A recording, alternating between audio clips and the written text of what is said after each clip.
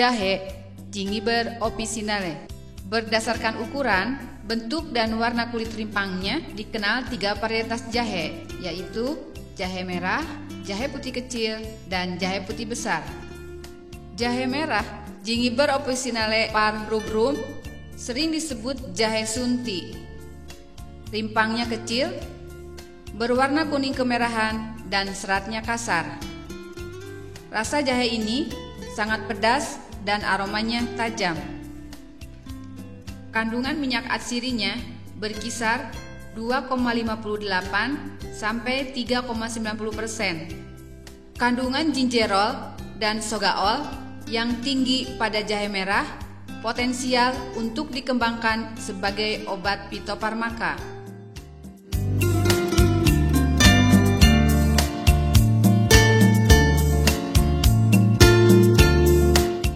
Jahe putih kecil Gingiber officinale par amarum aromanya kurang tajam dan rimpangnya lebih besar dibanding jahe merah.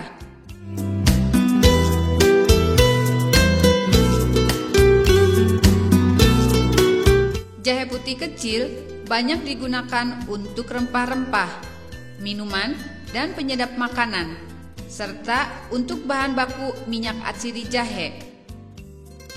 Kandungan minyak atsirinya berkisar 1,5 sampai 3,5%. Jahe putih besar Gingiber officinale par officinarum dikenal dengan nama lokal jahe badak atau jahe gajah. Ukuran rimpang jahe ini jauh lebih besar dan bentuknya lebih gemuk. Namun, aroma dan rasanya kurang tajam dibanding kedua jenis jahe lainnya.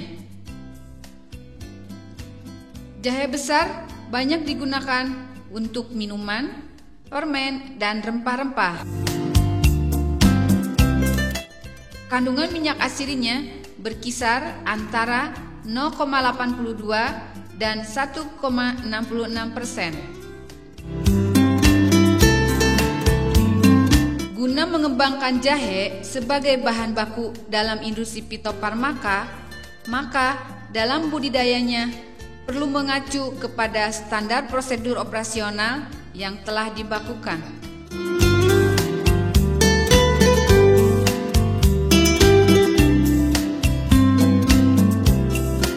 Persyaratan tumbuh. Tinggi tempat yang sesuai untuk tanaman jahe antara 200 sampai 800 meter di atas permukaan laut. Dengan derajat kemasaman tanah atau pH netral sekitar 6 sampai 7. Tanaman jahe beradaptasi dengan baik pada iklim panas sampai sedang. Menghendaki banyak sinar matahari terutama pada umur 3 sampai 7 bulan. Suhu udara 21 sampai 35 derajat Celcius. Curah hujan yang dibutuhkan antara 2.500 sampai 4.000 mm per tahun. Dengan sebaran hujan merata, minimal 7 bulan basah. Jahe menghendaki tanah yang cukup subur, gembur, banyak mengandung humus atau bahan organik, serta drainase yang baik. Jenis tanah yang cocok untuk ditanami jahe adalah tanah andosol, latosol, aluvial yang kandungan bahan organiknya cukup tinggi. Tekstur tanah yang ideal adalah lempung, lempung berpasir, sampai liat berpasir. Lahan yang akan dipergunakan harus bebas dari pencemaran penyakit tular tanah dan tular benih, bersih dari gulma, serta tidak dibenarkan menanam jahe di lahan yang sama lebih dari 2 kali. Penggunaan lahan baru lebih disarankan.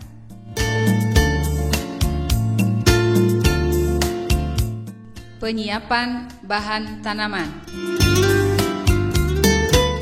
Bahan tanaman berasal dari jahe varietas unggul, yaitu varietas unggul jahe merah, Jahira 1 dan Jahira 2. Varietas unggul jahe putih kecil, Halina 1, 2, 3, dan 4. Varietas unggul jahe putih besar, Cimanggu 1.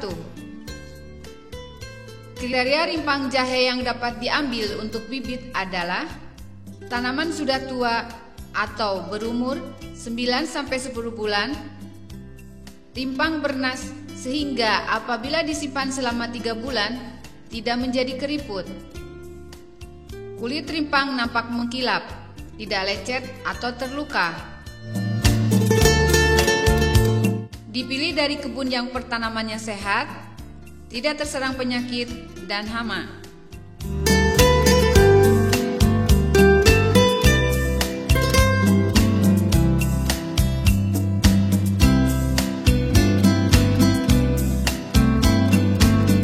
Rimpang yang akan dijadikan benih dihamparkan dalam ruangan yang sejuk atau terlindung sinar matahari dan hujan.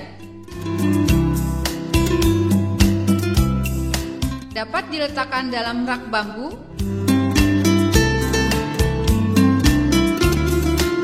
kotak kayu, atau karung yang terbuka.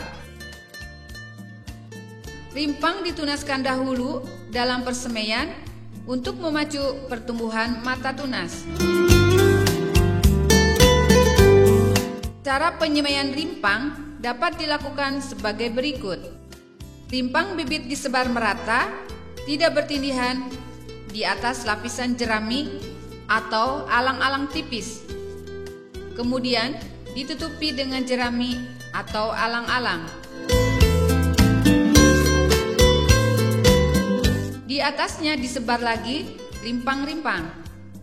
Demikian seterusnya. Disusun tidak melebihi 5 lapis untuk menjaga suhu di lapisan tengah tidak terlalu tinggi dan penuaan merata.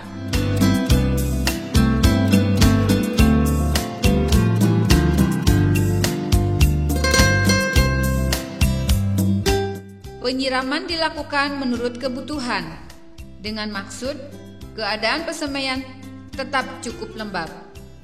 Pertunasan dianggap cukup bila semua atau sebagian besar mata rimpang sudah tumbuh 1-2 cm. Ini biasanya berlangsung selama 2-3 minggu. Rimpang dipotong-potong dengan ukuran 3-7 cm dan mempunyai 2-3 mata tunas dengan bobot 20-40 gram. Pemotongan rimpang sebaiknya secara dipotes. Namun, apabila sukar dilakukan, dapat dipakai pisau yang bersih dan tidak berkarat. Bekas luka pemotesan atau pemotongan pada potongan-potongan setek rimpang ditaburi abu untuk mengamankan bekas sayatan dari kemungkinan gangguan luar seperti patogen, hama, dan lain-lain. Pengangkutan ke kebun dilakukan dengan hati-hati agar tunas-tunas tidak ada yang rusak.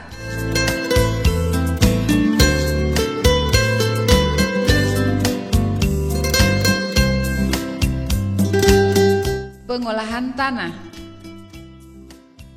Pengolahan tanah dilakukan 2-4 minggu sebelum tanam. Tanah dibajak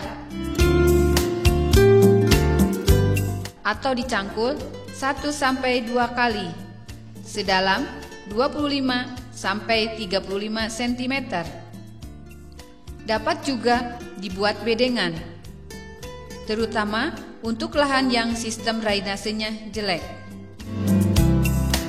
Penanaman dan pemupukan. Jarak tanam dianjurkan 60-80 cm antar baris dan 30-40 cm dalam baris, sehingga dalam pembunan tidak mengalami kesulitan. Lubang tanam dibuat alur atau pari tanam sedalam 10-15 cm. Penanaman dapat dilakukan secara bedengan selebar 1 meter atau guludan disesuaikan dengan kondisi lahan. Pada lahan datar, saluran drainase harus diperhatikan. Jangan ada genangan air pada bagian tengah bedengan atau petakan. Pengapuran dilakukan terutama pada tanah dengan pH di bawah netral. Dapat digunakan 1-3 ton per hektar. Kaptan atau dolomit. Sebagai pupuk dasar, digunakan pupuk kandang sebanyak 20-40 ton per hektar, diberikan 1-2 minggu sebelum tanam. SP36 dan KCL diberikan pada saat tanam, yaitu SP36 200-400 kg per hektar, KCL 200-400 kg per hektar, dan urea 200-400 kg per hektar. Diberikan setelah tanaman umur 2 bulan, 4 bulan, dan 6 bulan setelah tanam. Cara pemberiannya dibagikan secara merata di setiap rumpun tanaman dengan cara tugal atau larikan.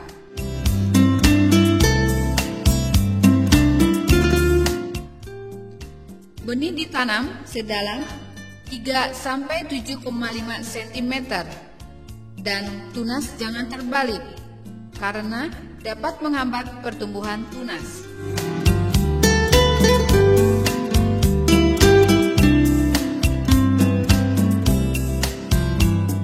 Pemeliharaan tanaman. Pemeliharaan tanaman meliputi pemberian mulsa setelah penanaman dengan menggunakan daun alang-alang, jerami atau sekam sebanyak 10 ton per hektar. Mulsa dihamparkan terutama di sepanjang barisan bibit yang baru ditanam agar tanah tetap lembab dan tunas yang baru tumbuh ternaungi.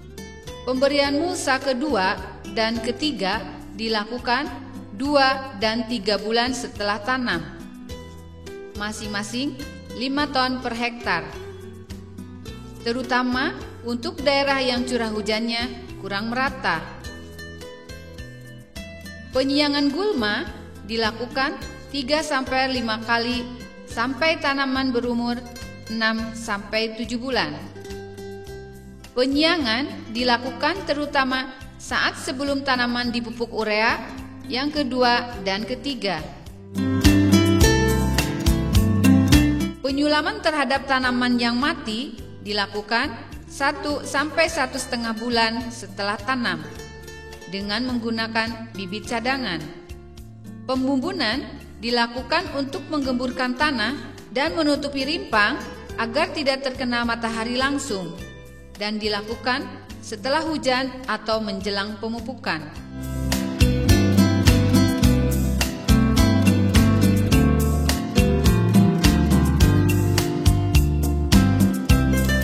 Pengendalian hama dan penyakit.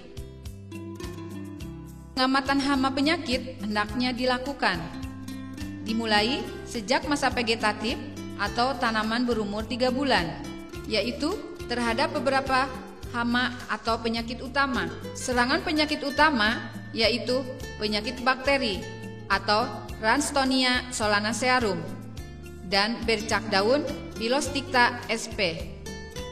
Lakukan pemeriksaan kebun secara rutin.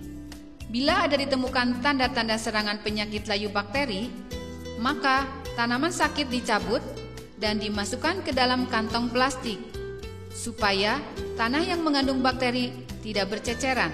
Musnahkan segera tanaman sakit tersebut. Taburi bekas lubang dengan kapur. Kurangi seminimal mungkin pegawai memasuki petak yang sakit.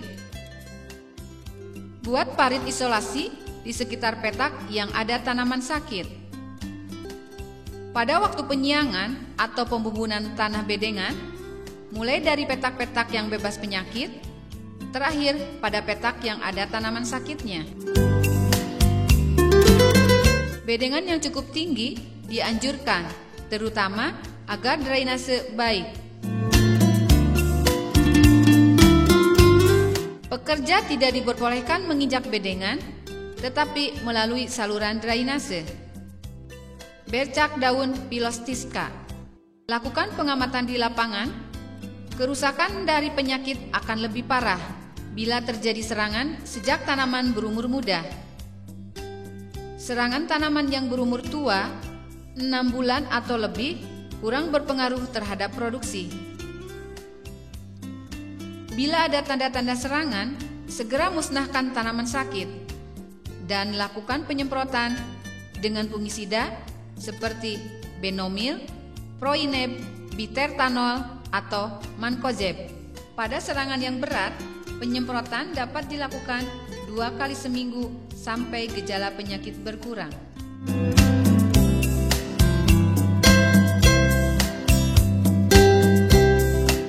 Lalat rimpang.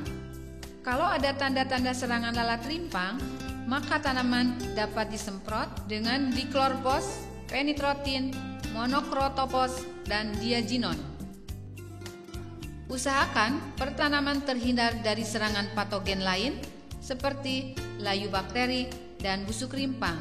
Lalat akan tertarik oleh bau-bauan yang keluar dari tanaman sakit. Bercocok tanam secara tumpang sari dengan tanaman bukan inang seperti jagung, kedelai, nilam, dan kopi. Bersihkan atau musnahkan semua sisa-sisa tanaman yang mengandung telur atau larva lalat. Nematoda. Bila ada tanda-tanda serangan nematoda, tanaman pada petak tersebut diberi nematisida atau agens hayati seperti Pasteuria penetrans.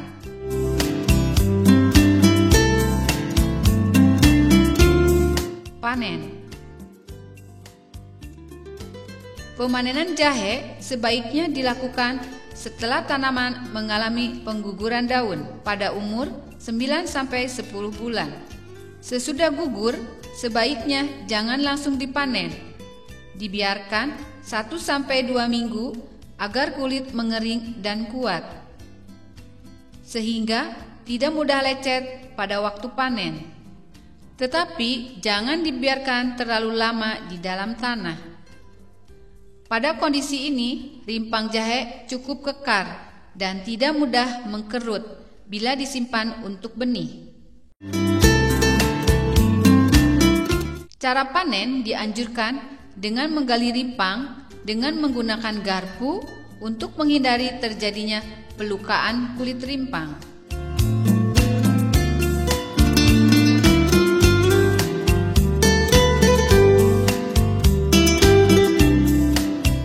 Penanganan rimpang pasca panen. Penanganan rimpang diawali dengan membersihkan rimpang dari tanah yang masih melekat, dikering anginkan atau diusahakan dipanen saat tanah kering tanpa dicuci dan dilakukan sortasi rimpang. Sortasi rimpang dilakukan untuk mendapatkan rimpang dengan ciri-ciri antara lain bebas dari hama dan penyakit, kulit tidak berkerut, nampak bernas, kulit kencang, tidak keropos dan busuk, tidak kusam kecoklatan, dan nampak basah.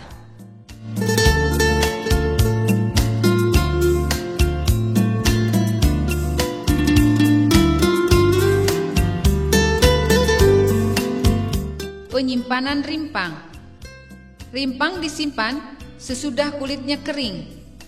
Caranya dengan diangin-anginkan, atau dapat juga dilakukan dengan penjemuran di pagi hari jam 7 sampai jam 10 pagi sampai kulit rimpang kering.